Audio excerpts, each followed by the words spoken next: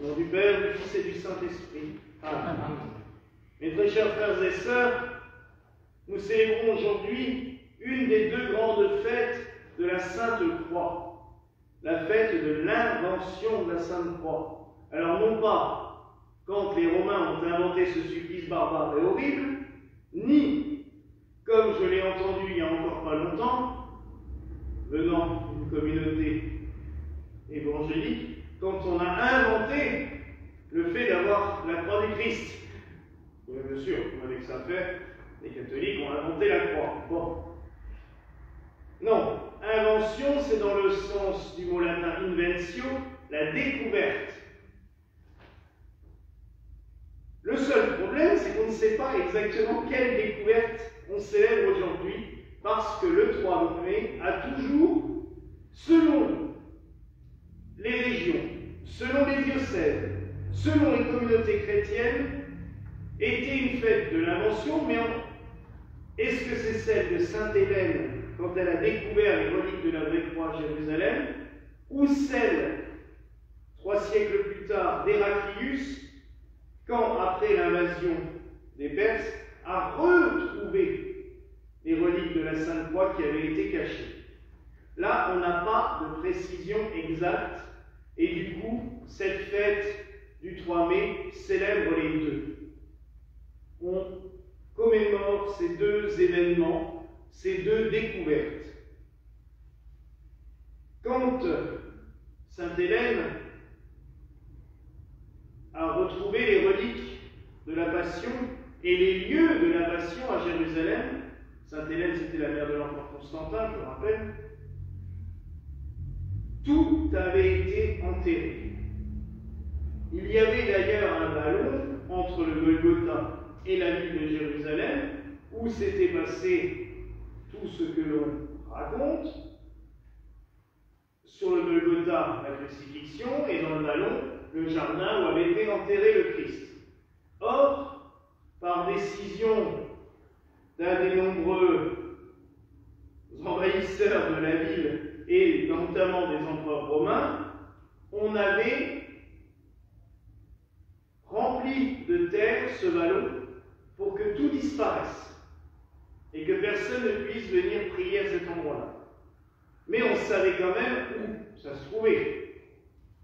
Et donc Sainte Hélène a fait faire des fouilles. On a retrouvé le sépulcre, on a retrouvé le Golgotha avec les croix posées à terre. Mais après, il fallait savoir quelle était la vraie croix. Ben oui, il y en avait 3. Et sans aucun doute, d'autres encore autour, puisque on sait que c'est un endroit où on pratiquait régulièrement les condamnations à mort, les exécutions. Il y avait un malade qui était présent, et Sainte Hélène a eu l'idée, elle a dit, bah écoutez, il suffit de le coucher sur les croix, la croix du Christ le guérira. C'est une preuve de foi merveilleuse. Et on l'a couché sur une croix, rien, toujours paralysé, sur une autre croix, toujours paralysé, jusqu'au moment où on l'a couché sur une des croix et qu'il s'est relevé, miraculeusement guéri. Et donc c'est là qu'on a trouvé la croix du Christ. Je vais faire une petite digression sur les reliques de la croix du Christ. Parce que là aussi, ça fait environ 500 ans qu'on entend toutes les énormités possibles et inimaginables sur la croix du Christ. Ainsi, Calvin expliquait qu'on pouvait faire la charpente d'un immense navire avec toutes les reliques de la croix qui existaient dans le monde. Et c'est vrai que si on ne fait pas d'analyse, on pourrait trouver ça plausible. D'autres ont dit que c'était la charpente d'une cathédrale, à peu près le nombre de reliques qu'il y avait. Alors un scientifique au XIXe siècle, M. Rode-Fleury, s'est mis à inventorier toutes les reliques de la croix. Et c'est vrai que c'est assez facile, elles sont repérables, les reliques insignes, pas les petites écharpes comme ce que nous avons nous, parce que alors là, mais les reliques insignes, c'est-à-dire comme à Notre-Dame, c'est un morceau à peu près comme ça, Valence, Et un peu partout dans le monde, on retrouve des morceaux plus ou moins grands, Sainte Croix de Jérusalem, puisque là c'est Sainte Hélène elle-même qui a ramené ces morceaux à Sainte Croix de Jérusalem à Rome. Quand il est arrivé à cela, il avait à peine de quoi faire la barre transversale pour crucifier un homme. Parce que ça, on le sait, c'est scientifique. Si vous voulez crucifier un homme sur une croix, il faut quand même qu'elle soit assez costaud, lourde et épaisse. Vous ne mettez pas ça sur de lattes de bois ou même sur les planches qu'on a utilisées dehors, on ne crucifiera pas quelqu'un dessus. Ça s'effondrera tout de suite. Puis, il a multiplié ce qu'il avait trouvé par 4 pour l'inconnu. Pour toutes les reliques qui pourraient être inconnues dans le monde, qu'on ne saurait plus où elles sont, qui auraient été détruites et tout. Donc ça laisse une marge. On n'arrive toujours pas à 2 tiers d'une croix pour crucifier un homme. Donc, les reliques de la croix, surtout d'autant plus que maintenant on peut les analyser, et généralement, comme sur le Saint-Suaire et sur toutes les reliques du Christ, on trouve toujours le sang abbé dessus. C'est quand même toujours le même sang qui est dessus. Bon. Donc, on n'a pas de grand doute à avoir sur les reliques de la vraie croix. Celle que nous possédons, c'est une toute petite écharpe qui a été prélevée au XIXe siècle par l'évêque de Lyon. Et nous avons de la chance de pouvoir la conserver avec le diplôme d'authenticité qui a été fait à l'époque, ce qui nous assure, je dirais, de ne pas faire vénérer une quelconque relique ou n'importe quoi à qui que ce soit. Le mystère de la croix.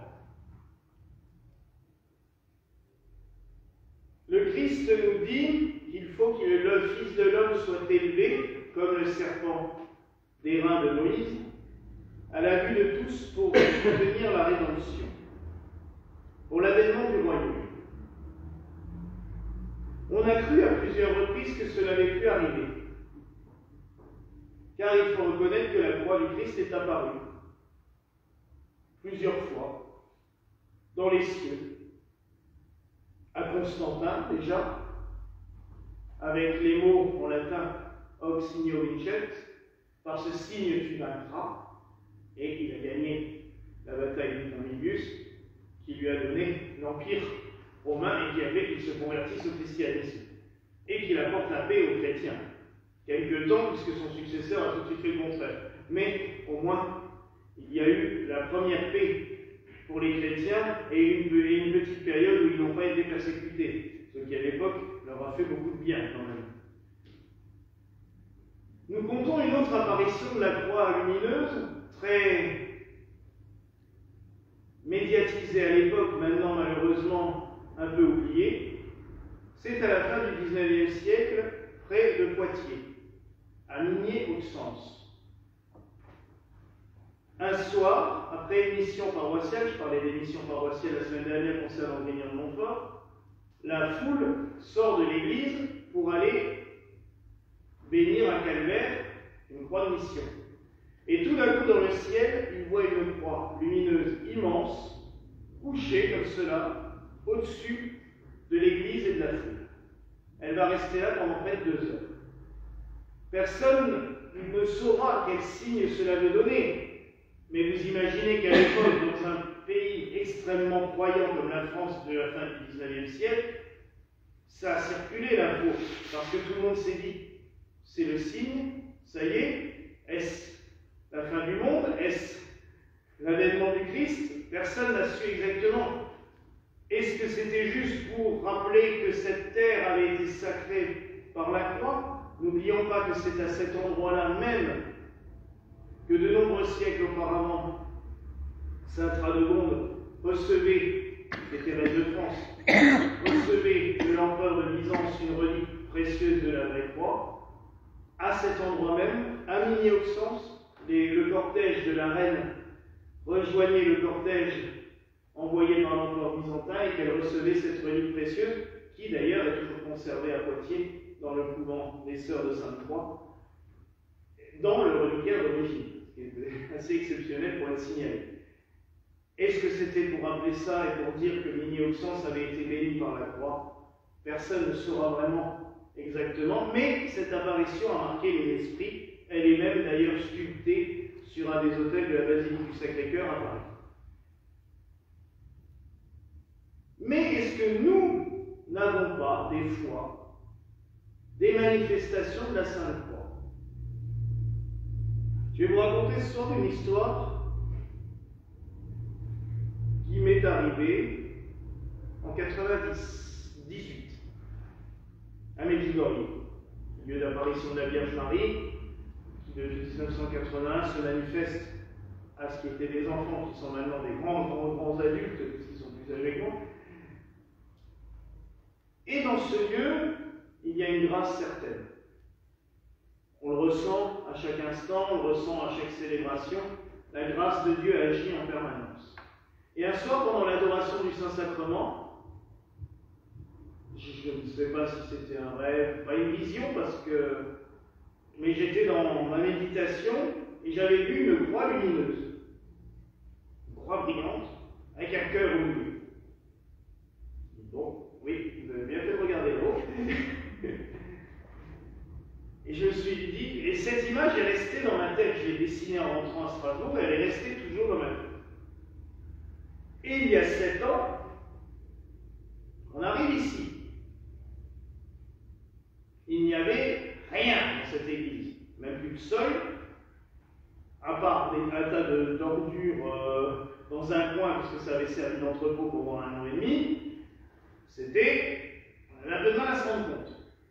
Puis, j'avais même pas vraiment fait attention à la croix sur le mur, et le propriétaire nous dit: ah ben attendez, l'électricité est encore là, je vais allumer. Donc il allume les lumières pour qu'on se fasse une idée, et il allume la croix. Et en la voyant, je me suis dit: mais c'est ça. Il faut absolument qu'on ait ce lieu. Et si je rajoute un cœur au milieu de la croix, ce sera exactement ce que j'ai vu 20 ans auparavant. Donc, l'une des premières choses qu'on a installées, c'est le cœur au centre de la croix lumineuse qui est au-dessus de l'autel. Qu'est-ce que ça peut vouloir dire? Peut-être que c'était le lieu qui était destiné pour nous, tout simplement. Peut-être que dans nos vies, il y a des signes du Seigneur. Nous cherchons et nous attendons toutes et tous un signe miraculeux qui devrait apparaître à tout le monde en même temps pour dire: le royaume des cieux sera sur la terre. Ok, il nous l'a dit. Mais est-ce que pour chacun de nous, il n'y a pas à un moment donné dans notre vie un signe pour nous dire: c'est bon, tu es arrivé à bon port, c'est bon, tu es chez toi. Là, le royaume de Dieu peut se manifester pour toi, pour ceux qui te sont confiés, parce que je l'ai pris aussi comme cela. Est-ce que dans nos vies, nous n'avons pas un signe, des signes différents pour nous dire à un moment donné: c'est bon, t'es arrivé, t'as trouvé? Personnellement, moi, je l'ai pris comme ça. Et c'est pour cela que même si on devait un jour construire une église ailleurs, ici, ça resterait toujours. Parce que j'ai reconnu dans cette croix lumineuse le signe du Seigneur pour moi personnellement, pas forcément pour toutes et tous. Et par la suite, ça a été assez intéressant, je vous le dis aussi, c'est que j'ai découvert que l'Ingolsheim, au Moyen-Âge, avait été un pèlerinage en l'honneur de la Sainte-Croix. La rue de la Chapelle, qui est un peu plus loin, on trouve encore dans le jardin du numéro 9 ou 10, je ne sais plus, 3 têtes, la tête du Christ et les 2 larrons qui étaient sur le calvaire, qui étaient vénérés à l'Ingolsheim. Dans le hall de la mairie, on trouve des répliques plus grandes de ces statues. Parce que l'Ingolsheim, au Moyen-Âge, était considéré comme un des sanctuaires de Jérusalem dans le monde, où les pèlerins qui ne pouvaient pas aller à Jérusalem pouvaient venir prier devant le calvaire et gagner l'indulgence auprès de la croix, comme s'ils avaient été à Jérusalem. c'est important. C'était un signe très fort. Donc, mes frères et sœurs, en ce soir où nous vénérons la croix, nous prions la Sainte Croix, remercions le Seigneur pour ce cadeau. Car la croix, tout instrument de torture qu'elle est un cadeau pour chacun de nous. Et quand elle ne nous apparaît pas forcément en apparition, nous pouvons la faire apparaître sur nous. Dès que nous avons le moindre souci, dès que nous avons la moindre défaillance, dès qu'il y a quelque chose qui ne va pas, ou tout simplement nous voulons nous unir à Dieu, nous pouvons la faire apparaître sur nous, en traçant le signe de la croix sur nous. Le Seigneur nous a laissé ce cadeau. Nous pouvons nous marquer de la croix sans cesse. Alors n'hésitons pas à faire le signe de croix. N'hésitons pas à recevoir la grâce de Dieu qui nous a donné sur la croix. Cette croix qui sanctifie le monde, comme nous l'avons dit, mais qui nous sanctifie personnellement aussi, chacun d'entre nous. Voilà la grâce que je nous souhaite ce soir, au nom du Père, du Fils et du Saint-Esprit. Amen.